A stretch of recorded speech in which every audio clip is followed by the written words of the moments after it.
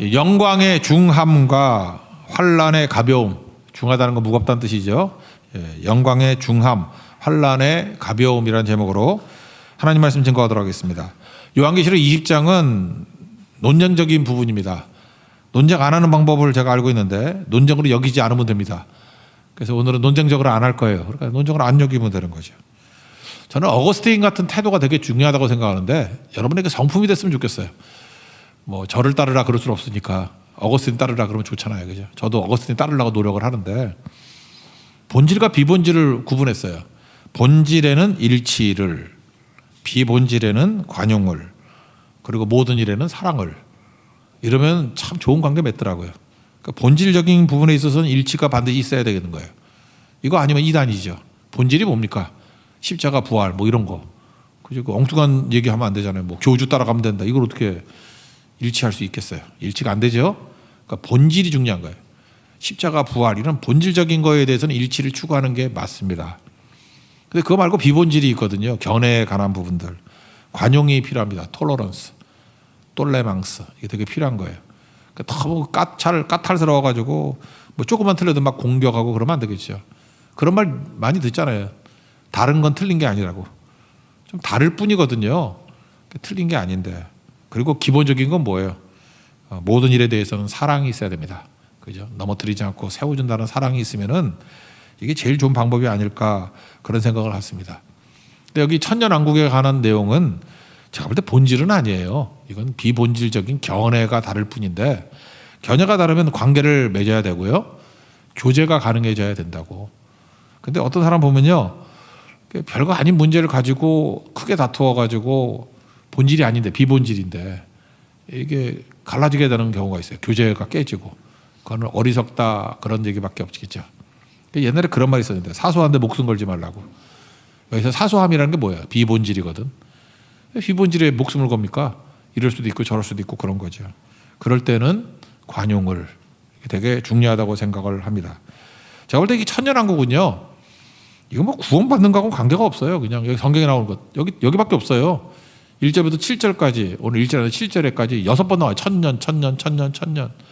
그래서 요거 갖고 앞뒤 스토리를 연결시켜 가지고 해석이 3가지가 나올 수 있는 거라고. 뭐 4가지도 될 수 있는데. 그래서 아는 척하기. 또 그냥 넘어가면 또 여러분들 섭섭해하잖아. 저 목사는 천년왕국을 몰라가지고 설명도 못하는가 보다. 다 지겹게 알아 이거 지겹게 한다고. 근데 별 의미가 없어. 그러니까 설명을 하면 이게 지금 영어를 직역한 거예요. 그래서 2개만 놓고 전천년설, 후천년설 그런다고. 이게 왜 전천년설이라 그러냐면 영어가 프리거든. 프리. 앞이잖아요.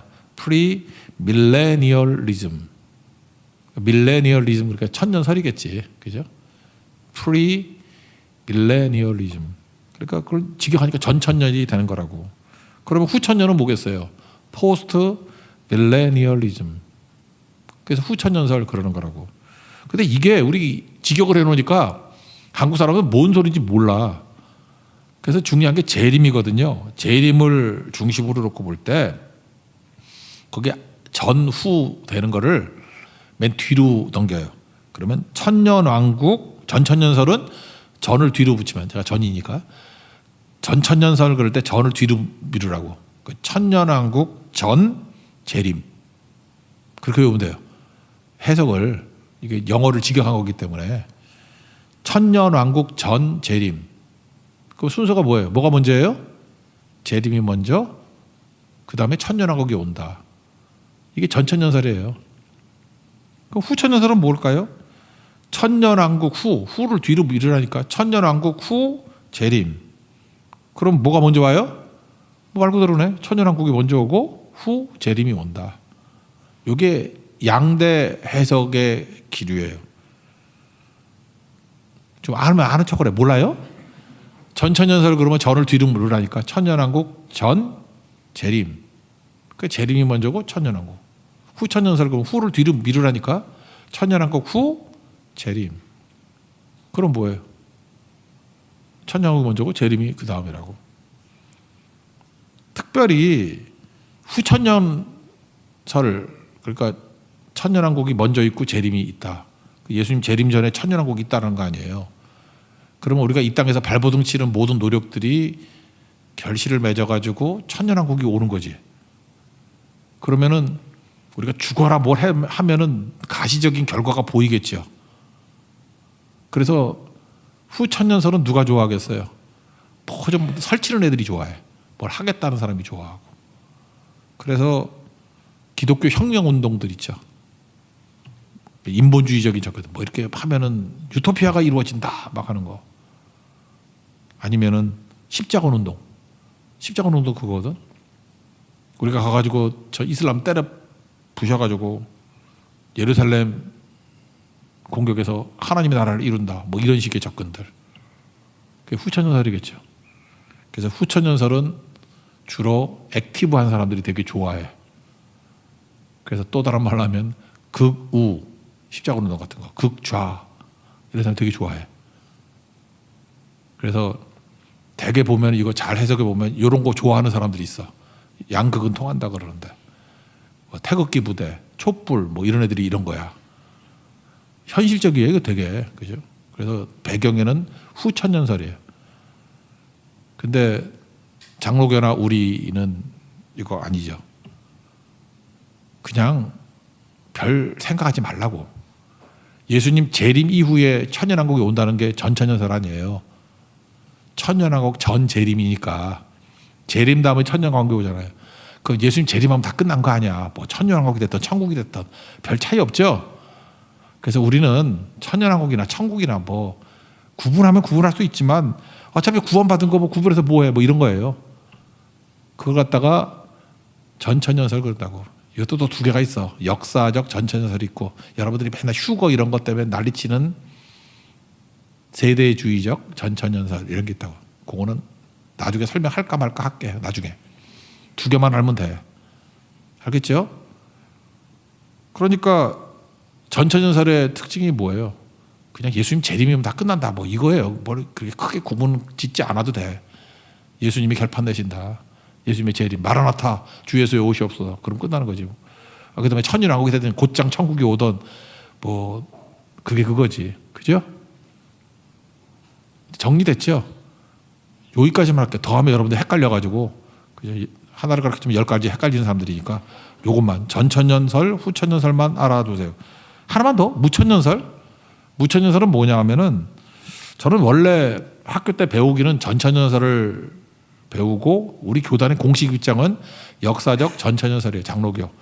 우리 합동측이라 그러죠. 거기에 공식 입장은 역사적 전천년설이에요. 근데 점점 시간이 가면 갈수록 목회를 하면 할수록 저는 무천년설에 더 가까워지는 것 같아요. 왜냐하면 상징이라는 거죠.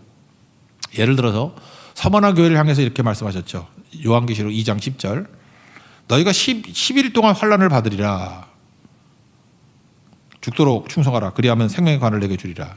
10일 동안 환난을 받으리라. 이게 딱 10일이란 뜻이에요? 짧은 기간이다 그런 뜻이죠. 그럼 천년은 뭐예요? 10 곱하기 10 곱하기 10 그게 천하냐. 그러니까 굉장히 길게 통치한다 뭐 그런 뜻이죠. 이게 요한계시록이 다 상징적인 의미라 그랬잖아요. 이렇게 해석을 해야 맞는 거지. 만약에 14만 4천을 문자 그대로 해석한다 그러면 신천지하고 다를 게 뭐가 있어. 걔네들 14만 4천만 구원받는다며. 근데 걔네 14만 4천 넘었는데 어떡하냐? 그러니까 헷갈리는 거죠. 그래서 신천지는 좀 약할 때 힘이 있었어. 넘어가니까 할 말이 없는 거야 지금. 또 뭐라 곤란해야 되나? 그건 말이 안 되는 거죠. 그건 무슨 뜻이에요? 12 곱하기 10이니까 뭐예요? 구약의 백성 대표, 신약의 백성 대표. 그리고 거기 1000을 곱하면 되잖아요. 12 곱하기 11은 144니까. 그 14만 4천이야. 거기 1000 곱하는 거예요. 1000은 많다라는 거 아니에요. 그러니까 이것도 모순이 되잖아. 신천지 공격할 때는 이거 문자적으로 해석하면 안 되고 상징적이다 그러놓고 또 천연왕국 가서는 또 문자다 그러면 말이 안 되잖아요. 일관성이 없잖아요. 그죠? 제가 볼 때는 이거 틀려도 천국 가는데 지장 없어. 견해라고 견해. 그냥 무천년설로 이해해도 별로 나쁠 거 없고 그냥 좋아요. 그래서 그냥 주님 오시면 된다 뭐 이런 식으로. 그죠? 교회 시대 때 이게 다 이루어졌다 이런 식으로 생각하는 게 좋다는 생각이 들어요. 왜냐하면 제가 이제까지 이제 이 요한계시록 해석하는 사람을 내가 많이 봤잖아요. 봤는데 훌륭하신 분들도 많이 해석했어. 근데 이제 한 40년 지나니까 맞는 게 하나도 없어. 그래서 너무 구체적으로 설명하는 건 올바른 거 아닌 것 같아. 그냥 이 흐름만 잡으면 돼요. 그거 뭐 알아 뭐 할 거야 그거. 여기 좀 연식이 오래되신 분들 기억납니까? Y2K 기억나요? 1999년에 여기 지금 2000년 이후에 태어난 사람 많아. 여러분들은 월드컵을 다 경험했다고 생각하지. 예, 월드컵 때 태어나지도 않은 사람 많아요. 그러니까 월드컵이 생생한 분들은 늙으신 분들이야. 알아요? 근데 태어나지도 않은 사람 많다니까. 그러니까 Y2K가 1999년에 2000년 되면은 뭐 컴퓨터가 오작동해가지고 난리가 벌어진다. 그래서 1999년 1월 1일 해서 컴퓨터부터 켜봤어. 그래서 그거 망가진다고 뭐 날짜를 미리 바꿔놓으라는지 뭐 별짓 다 했거든. 아무 일도 없네. 그때 그 난리 쳐가지고 돈 벌었던 사람 엄청 많았어. 그러니까 그거 똑같은 거라고. 구체적인 게 때려 맞추면 맞을 게 별로 없어요. 그렇게 해석하는 거 아니에요. 흐름이거든, 흐름. 실제로 999년에도 되게 문제였대요. 유럽에서 난리가 났대요. 주님 오신다고. 좀 다행이야. 2999년이 한참 남았기 때문에. 그죠? 또 그때 가서 난리 쳐도 뭐 난 책임 없어. 하여튼 간에 이제 우린 넘어갔으니까 2000년. 그죠? Y2K. 그래 이것도 마찬가지라고요. 이렇게 상징적인 의미로 보는 게 옳다. 그러므로 무리하게 문자적 해석하는 거는 절대 오류에 빠질 가능성이 되게 커요. 그래서 몇 날 몇 시 뭐 오냐 이런 거 따지지 말라 그랬잖아요. 예수님이. 그거 알게 우리에게 준 게 아니거든. 흐름만 주시는 거지. 준비하고 있어 깨어 있으라 그런 거죠. 그래서 여러분들 혹시 이게 젊은이들 저하고 이제 말씀 못 들을 날이 오면 딴 목사한테 들을 때도 너무 이게 구체적으로 나갈 때는 좀 귀를 막고 그냥 노이즈 캔슬링 걸 끼고 있으라고. 예, 들을 필요 없어. 그리고 흐름만 맞는 거예요. 흐름만. 그렇게 이해하는 게 옳다.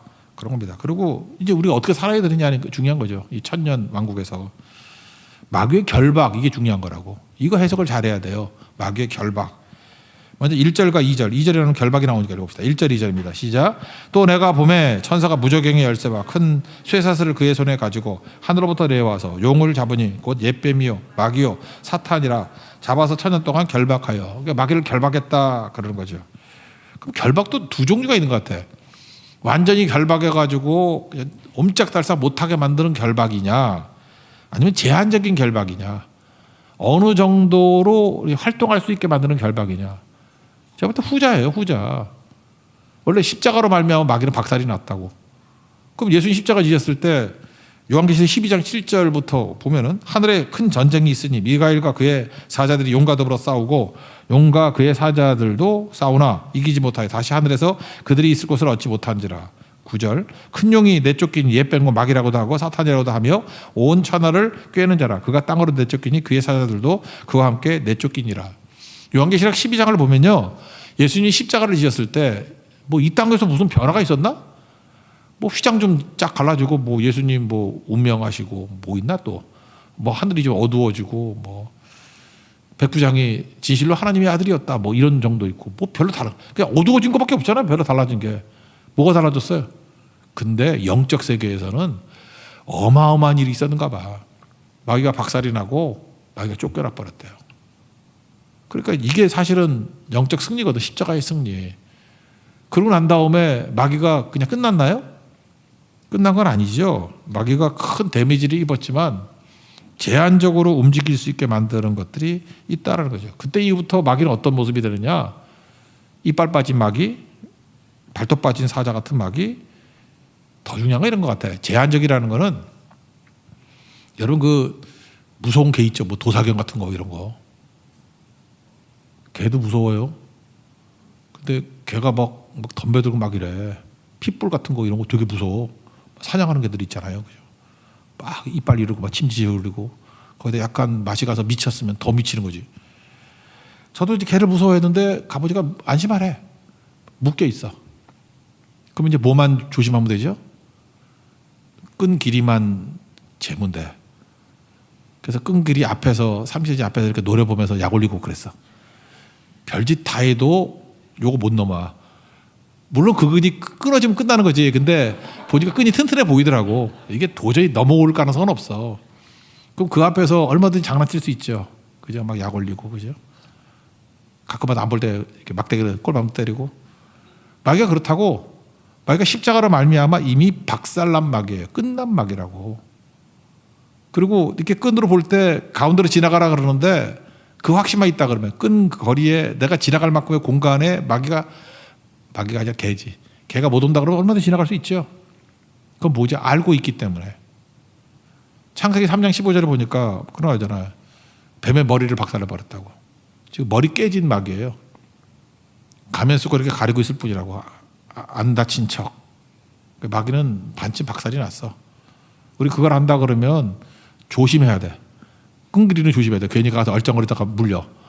끈기리만 조심하고 그 다음에 더 강력한 주인, 몽둥이 들고 계신 철장을 들고 오시는 예수님만 믿고 나가면 사실 별 문제는 없어. 그러니까 우린 이긴 싸움 싸우는 거예요. 뭐 2차 대전 같은 때 보면 D-Day, V-Day 그런 거 들어봤죠. 노르망디 상륙할 때 D-Day. 그게 44년이에요. 1944년. 근데 실제로 항복받아는 건 1945년이죠. 독일이 항복한 건 5월인가 그럴 거예요. 그죠? 일본 항복이 8월이고. 그죠? 그걸 갖다가 뭐라 그러죠? V-Day, 빅토리. 시가전 같은 거 있죠. 이미 승리했어요. 승리했는데 잔당들이 남아있잖아요. 잔당들 남아있을 때 괜히 얼쩡거리고 다니면 잔당한테 당할 수도 있지. 마귀는 잔당들이에요. 그러나 조심하고 대장 대신 예수님 믿고 나아가면 백전백승이죠. 바로 그런 싸움이라는 거예요. 그거 알고 있으라는 거예요. 그래서 내가 누군지를 알아야 돼요. 승리하신 예수님을 따르는 종이에요. 우리 이겼어요 이미. 그죠? 예수 이름으로 말하면 이겼다고. 십자가로 이겼다고. 이러고 자기 자신을 모르면은 헷갈리는 거라고. 이긴 자들인데 그걸 모르는 거야. 이겼는데. 그래서 라이언 킹 같은 데도 라이언 킹도 그거죠. 자기가 어떤 존재인지 모르잖아. 미운 오리 새끼. 미운 오리 새끼가 오리예요? 백조잖아. 자기가 백조임을 아는 순간부터 오리가 미워해봐야 신경 안 쓰죠. 동심을 잃으신 분들 뭔지 잘 모르네. 미운 오리 새끼는 백조라니까. 오리가 아니고. 라이언 킹도 마찬가지잖아요. 그거 안 보셔 뭐 안 받는가 보네. 더 설명 안 해도 되죠. 내가 누군지를 알면 된다고. 나 미운 오리 아니에요. 오리 아니야. 나 백조야. 나 왕족이야. 왕족. 왕이라고. 킹이라고. 진짜 사자라고. 사자 왕이라고. 그거 알고 있으면은 문제될 게 하나도 없는 거잖아요. 그러니까 마귀가 결박당했다는 건 뭐냐? 이미 머리가 깨져 있고 묶여 있거든요. 제한적으로 활동하는 거예요. 제한적으로. 그러니까 제한적으로 하니까 너무 염려할 필요가 없겠죠. 마귀가 하는 목적이 뭐냐면 지금도 제한적으로 이런 거하고 똑같은 거예요. 마귀가 하는 직업은 미혹이거든. 우리를 넘어뜨리는 거, 유혹하는 거. 그런데 잘 보세요. 창세기부터 구약까지는 마귀의 미혹에 제한이 별로 없었던 것 같아. 물론 하나님 앞에 제한을 받았지만 지멋대로 뛰는 건 아니지만 그래도 구약은 십자가 이전에는 마귀가 상당히 자유롭게 뛴 것 같아. 그래서 믿는 자들이 유대인밖에 없었어. 유대인들. 그것도 미혹하는 거죠. 유대인들에게 선민 세상을 집어넣어가지고 니네만 구원받은 거야. 니네만 잘났어. 이런 걸 믿게 만들었어. 그 배후에도 누가 있는 거예요? 저부터 마귀가 있는 거예요. 그 아브라함의 약속, 창세기 12장 3절의 약속, 너로 말미암아 모든 만민이 복받는다. 이런 거 다 잊어버리게 만들고, 출애굽기 19장에 나오는 제사장 나라 이것도 다 잊어버리게 만들고, 요나 선지자 메시지 뭔지도 모르게 만들고, 이사야서에 나와 있는 그런 만방이 주님 앞에 예배하는 이스라엘 주의 백성, 만방에 빛을 발하라 뭐 이런 거 다 잊어버리게 만들고. 그러니까 마귀가 미혹한 거죠. 그게 상당히 성공했어요. 그래서 유대인들, 유대교가 돼버렸잖아. 그죠? 그래서 예수님의 십자가로 말미암아 마귀 대가리가 박살이 났다고. 이제 묶였다고. 결박당했다고요. 제한적이에요. 제한적이니까 어떤 일이 벌어지죠? 이제는 땅끝까지 복음 증거가 가능해졌어. 그래서 예수 십자가 위에 성령이 오시면 뭐가 돼요?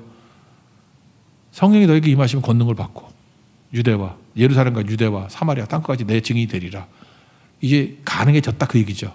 성령과 함께 행전 나가면 전도가 가는 거, 선교가 가능해진다. 그게 결박의 의미라고. 결박은 제한적이다. 그래서 마귀의 직업이 미혹이거든요. 이거 읽어봐야 돼. 3절 읽겠습니다. 시작. 무적에게 던져 넣어 잠그고 그 위에 임봉하여 천년이 차도록 다시는 만국을 미혹하지 못하게 하였는데 그 위에는 반드시 잠깐 놓이리라. 그러니까 마귀의 직업은 미혹이라고. 근데 특별히 택하신 백성들도 미혹하려고 그래요. 택하신 백성들은 조심만 하면 미혹 안 당해. 구원받아. 여러분들 크리스찬들은 조심만 하면 미혹 안 당하잖아요. 말씀 붙들고 있는데 왜 미혹 당해? 마태복음 24장 24절 보니까 큰 표적과 기사를 보여 이 적그리스도가 할 수만 있으면 택하신 자들도 미혹하리라. 그러니까 마귀의 직업이 뭐예요? 미혹하는 거야. 속이는 거라니까. 자, 유혹하는 거니까요, 우리. 그러니까 우리는 마귀에 대해서 크리스찬들 뭐만 조심하면 돼요. 미혹당하지만 않으면 된다고. 정신 차리고 자꾸만 말씀 통해서 알아야지. 저거 대가리가 깨졌다, 졌다라는 거 알고 있고 또 하나가 뭐예요? 묶여 있다는 거 알고 있고 우리 이기는 법, 그죠? 예수님만 따라가면 이길 수 있다. 예수님이 이미 이기셨다. 이렇게 몇 가지 계속 체크하고 있으면 미혹당하지 않아요.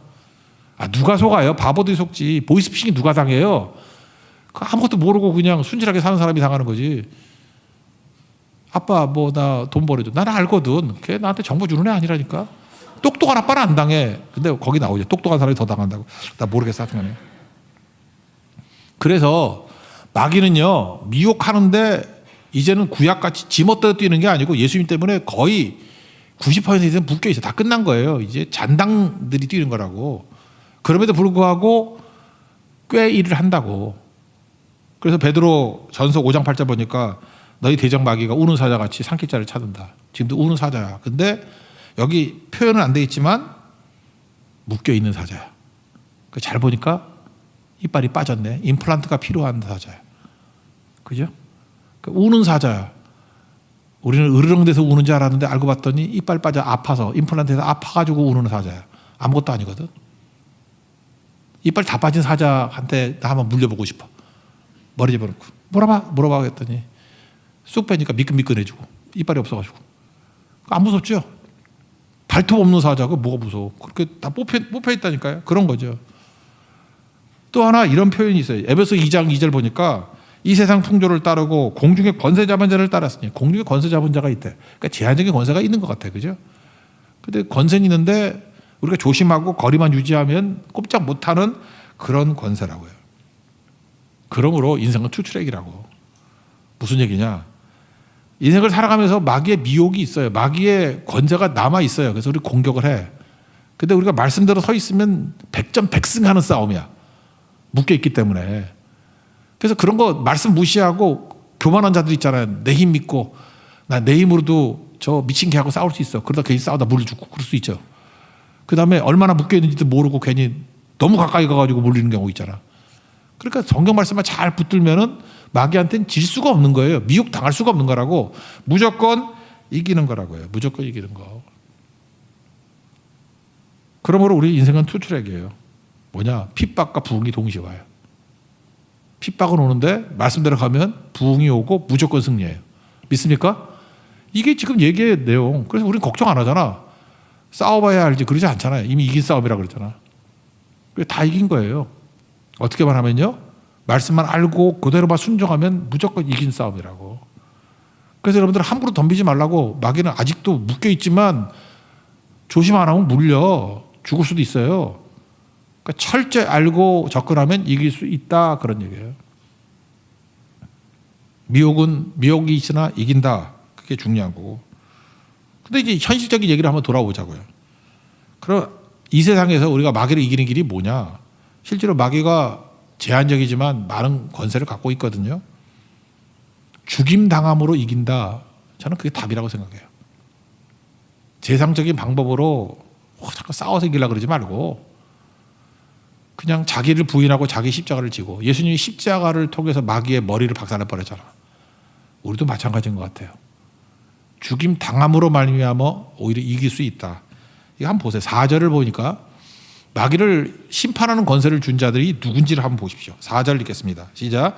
또 내가 보자들을 보니 거기 앉은 자들이 있어 심판하는 권세를 받았더라. 또 내가 보니 예수를 증언함과 첫째, 두 번째 하나님 말씀 때문에 목배임을 당한 자들의 영혼들과 세 번째 또 짐승과 그의 우상에게 경배하지 아니하고 그들의 이마와 손에 그의 표를 받지 아니한 자들이 살아서 그리스도와 더불어 천년 동안 왕노릇하니. 세 가지잖아요. 예수님 증언하던 사람들, 그러니까 증인들.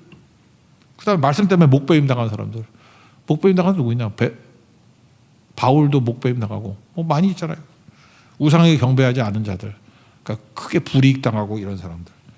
그러니까 두 가지죠. 순교자 플러스 믿음 지킴으로 죽은 성도들. 이런 사람들이 그러니까 결국 어떤 거예요? 억울하겠죠. 부당하겠죠. 그런데 하나님께서 이들에게 천년왕국 동안에 다시 악한 자들을 심판할 수 있는 기회를 준대요. 이게 뭘까? 제가 볼 때 사필규정이에요.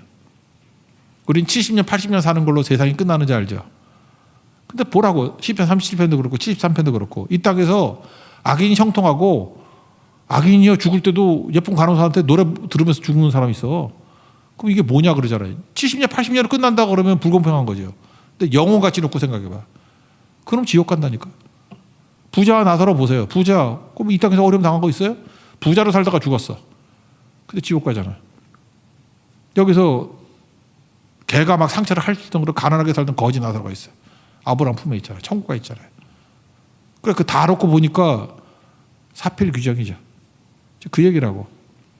여기서 말하는 순교자와 죽임당한 성도들, 크리스찬들은 어찌 보면 억울하고 부당했을지도 모르겠는데 하나님께서 그들에게 다시 바로 세우게 만드는 심판하는 권세를 그들에게 줬대요. 우리 말고 그들에게. 그러니까 크게 보면은 완전히 달라지는 거죠. 그러니까 결국은 우리 크리스찬이라는 건요, 이 땅에서만 놓고 본다 그러면 공평하지 않아요. 억울한 거예요. 그리고 다 설명 못 해요. 오로지 우리는 부활을 믿고 영생을 믿는 사람이라 그럴 때만 이 말씀이 정당하다고 받아들일 수 있는 존재라고. 여러분 여기 다 죽어요. 죽고 난 다음에 저는 뭐 이거 믿으라는 얘기는 아니지만 근데 종종 이게 옛날에 그런 거 많이 봤거든요. 임사체험이라는 거. 믿으면 안 되고 그냥 대충 이렇게 보니까 뭐 죽었던 사람 보니까 뭐 그러대. 일단 육체와 영이 분리가 되고 뭐 이렇게 붕 뜬대. 그래서 자기가 병상에 누워 있는 거 보기도 하고 뭐 그런 거 많이 봤잖아요, 그죠? 그러다 또 다시 돌아오고 뭐 그런 거 있잖아요. 내가 다 엉터리 책 같지만 그런 거 한 20권째 읽었거든. 되게 비슷해. 믿으란 얘기는 아니야. 근데 거기서 한 가지 단선이 있는데 뭐냐면 예수 안 믿는 사람도 죽으면 끝이 아니라는 걸 알더라고. 그 얘기를 믿으란 얘기가 아닌데 지들도 알아. 죽음이 끝이 아니라는 거. 되게 두려워해. 하고 예수님 믿으면 되는데 또 믿지는 않으려고 그래. 정말 한심한 자들이죠. 죽음으로 끝이 아니에요. 우리 성경 뭐라고 되어 있어요? 오늘 죽고 난 다음에 오늘 밤 너 낙원에 있으리라 그러잖아요. 오늘 낙원에 있으리라. 오른편 강도. 죽어서 눈 뜨면은 그러니까 눈 떠가지고 살아있으면 예배 나와야 된다니까요. 찬성하잖아. 눈 떠서 예수님 웃고 계시면 물어볼 것도 없어. 천국이야. 물어볼 것도 없다니까. 연속이 된 인간이니까요. 제가 눈에 얘기하잖아요. 그 태중에 있는 아이 걔한테는 그 엄마 뱃속이 3개인지 알 거 아니야. 거기에 모든 완벽한 조건이 있죠. 양수에 떠 있고 탯줄로 영양 공급돼 있고 거기서 걔한테 대화를 하면 걔가 이해가 되겠냐고. 만약에 대화를 나눌 수 있다 그러면 엄마 뱃속이 세상같이 그 세상이 아니야. 넌 다른 세상이 있어. 대화가 다른 세상은 이 내가 느끼는 세상의 10배인가요? 엄마 뱃속이 10배? 아무리 뚱뚱한 엄마라도 커봐야 얼마나 크겠어 그게. 10배 아니야. 100배? 100배 아니야. 1000배? 그거 아니야. 네 생각에는 무한대야. 그렇잖아 세상이. 엄마 뱃속으로 친다 그러면 지구만 해도 무한대잖아. 그 애가 설명이 돼요? 그 애가 이제 똑똑해가지고 말이 되냐고. 지금으로서 이해 못하지만 이해할 수 있어. 그리고 또 알 듯 모를 듯 하게. 너는 엄마 안에 있어. 근데 곧 엄마 밖에 나와서 엄마를 볼 거야. 뭔 소리인지 알겠어 애가?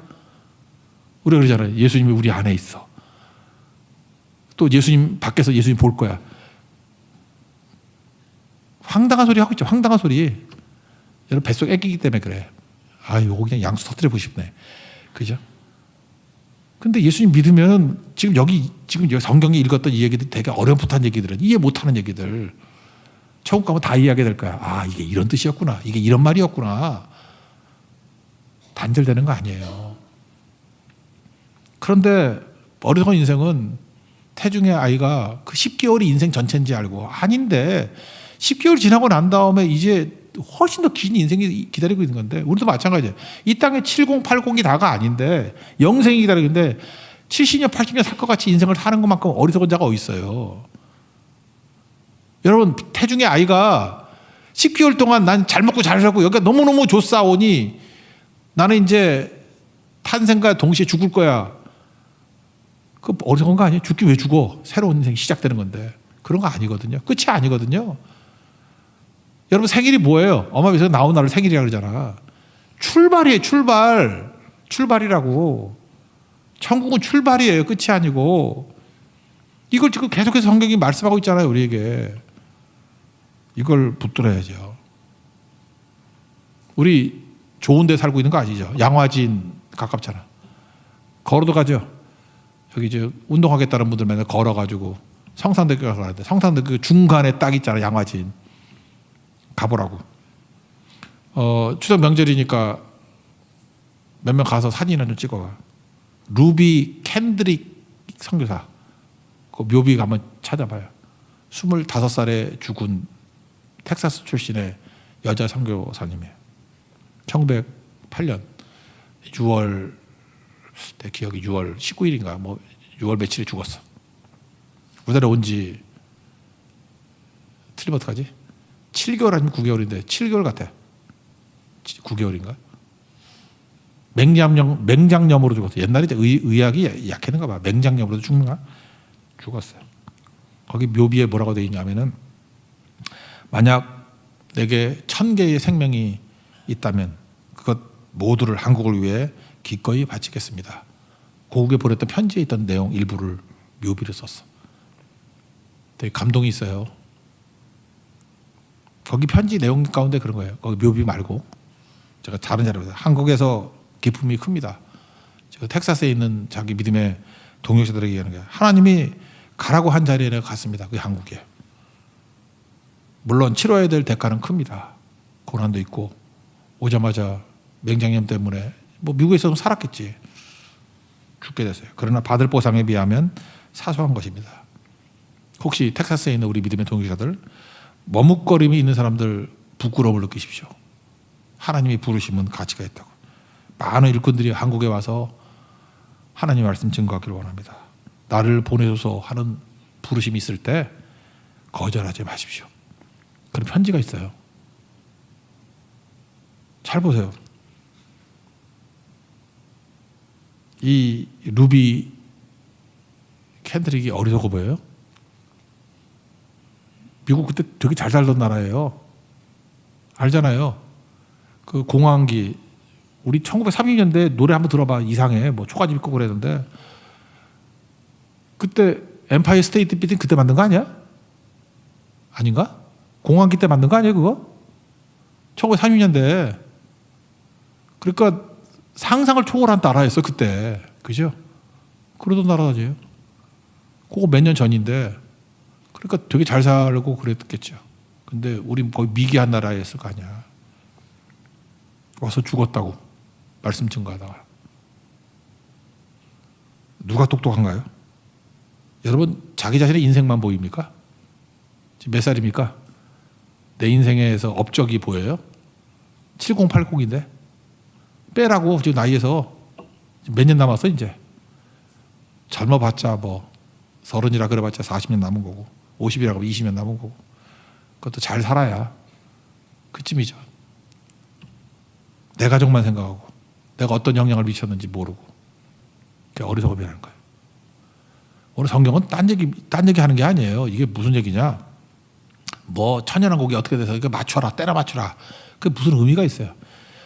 우리가 이 땅에 주어진 시간이 그렇게 길지 않고 마귀와의 싸움인데 마귀 결박당해 있고 우리가 할 일 우리가 볼 때 순교자들 죽임당한 믿음의 크리스찬들 이 사람들이 어리석은 게 아니다 그 얘기를 하고 있는 거예요. 하나님께서 특별 대우하잖아요. 심판하는 건설 줘가지고 삽질 규정 다 하게.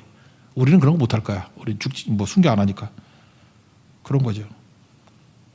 성경에 또 나오는 게 그거예요. 우리 그 크리스찬 격언이라 그러죠. 이렇게 모아놓은 얘기들. 2번 태어나면 1번 죽고, 1번 태어나면 2번 죽는다. 엄마 뱃속에서 1번 태어나고 born again, 물과 성령으로 거듭나면, 예수 믿고 거듭나면, 성령과 물로 거듭나면 1번 죽어요. 육체적인 죽음으로 끝나. 그리고 영생이 있어요. 반면에 1번만 태어나, 엄마 뱃속에만 태어나, 그건 다 태어나는 거거든. 그러면 육체적으로 1번 죽고 둘째 사망이 있어요. 지옥입니다. 잘 모르겠으면 읽어드릴게요. 14, 15절. 14, 15절 시작. 사망과 음부도 불못에 던져지니 이것은 둘째 사망 곧 불못이라. 누구든지 생명책에 이르지 못한 자는 불못에 던져지더라. 누가 가는지에 대한 것들이 6절에 나옵니다. 6절 읽겠습니다. 시작. 이 첫째 부활에 참여하는 자들은 복이 있고 거룩하도다. 둘째 사망이 그들을 다스리는 권세가 없고 도리어 그들이 하나님과 그리스도의 제사장이 되어 1000년 동안 그리스도와 더불어 왕노릇 하리라. 제사장 되어 그러잖아요. 그리스도의 제사장이 되어서. 거듭난 백성들이 해야 될 일이 뭐예요? 한마디로 해서 루비 캔드릭 같이 하나님의 부르심에 순종하고 그냥 힘차게 복음 증거하고 하나님 앞에 쓰임받는 거예요. 708년은 80은 그렇게 사는 거예요. 먼저 내가 예수님 믿고 구원받고 은혜죠. 구원이 뭐예요? 죄 문제 해결하고 죽음 문제 해결하고 그 다음에 또 다른 사람들을 너로 말미암아 복을 받게 한다 그랬잖아요. 내 영향권 안에 있는 사람들을 건져내고 어디까지? 땅끝까지. 그러면 이 땅에서 해결 안 된 문제들 뭐 억울하고 이런 거 하나님께서 심판하는 권세를 줘서 다 해결해 주신대. 그 이상한 놈들 다 뒤집어지게 만들고 재판하게 만들고 여기서 뭐 보통 말하는 간신히 구원받은 사람 이런 거 없다니까요. 그냥 천국 가지만 하나님께서 이렇게 권세까지 주다 하나님의 권세를 위임한다는 거 아니에요. 심판하는 권세는 하나님께 있잖아요. 순교자와 죽임당한 크리스찬들에게는 하나님의 권세까지 위양해 주신대. 그러니까 천국에서 큰 자가 뭐예요? 이런 거지. 그래서 이런 거죠. 분명히 있는가 봐요. 이런 게. 이 길 걸어갑시다. 그래서 오늘 천연한국 이거 논쟁 벌이지 말고 그거 싸워서 뭐 할 거야. 그거 말고 전 이렇게 생각해요. 제일 중요한 게 뭐냐. 이 땅에서 죽임당하는 일 열심히 해야 돼요. 은혜 많이 받고요. 손해보고 죽고 십자가. 예수님 십자가로 마귀의 머리를 깼듯이 우리도 어디 가나 죽으면 승리합니다. 제가 이번 명절에도 손해 많이 봤거든. 손해 많이 보는 거 했어. 내가 많이 쓰고. 억울한 일도 좀 당했거든. 나 안 했는데 막 욕을 해. 참았어. 억울하면 싸우고 이제 나중에 재판하려고. 심판하려고. 근데 묘한 게 뭔지 알아요? 이게 몇 개 쌓이다 보니까 저 인격적으로 뭐 부족한 종이지만 죽임당한 건 다 승리로 되더라고. 뒤집히고. 거기에 십자가의 능력이 나타나더라고. 근데 십자가 운동하는 식으로 내 힘 가지고 내 역량을 가지고 이겼어. 지나갈 거 보니까 다 진 거야. 허망해지고 열매도 없고 뭐 죽어라 뛰긴 뛰었는데 손에 잡히는 거 하나도 없고.